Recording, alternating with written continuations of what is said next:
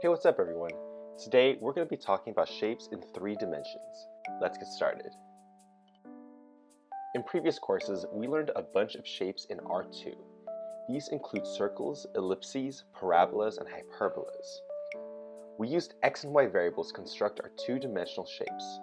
But now that we're in R3, we add z into this mix and use 3 variables to construct our 3-dimensional shapes.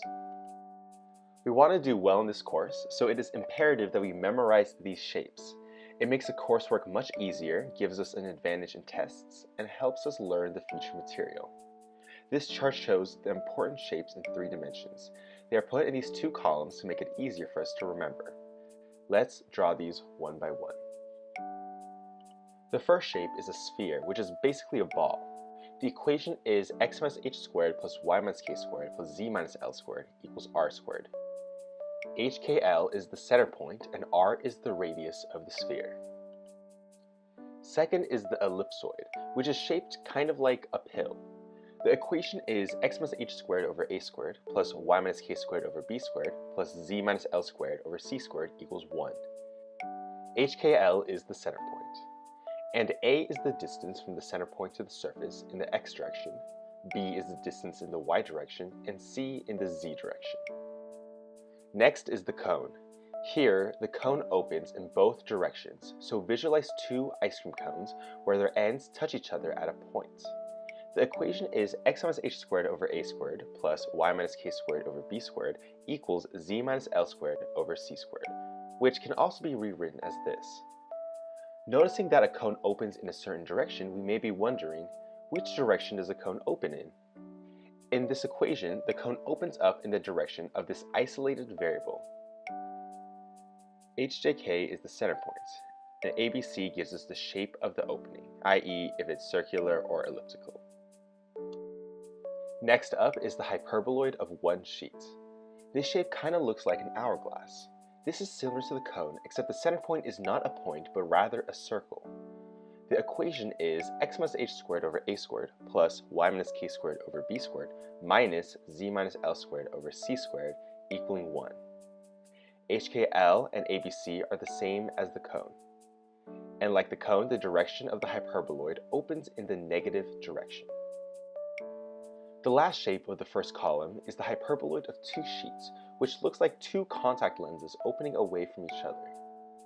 The equation is negative x minus h squared over a squared minus y minus k squared over b squared plus z minus l squared over c squared.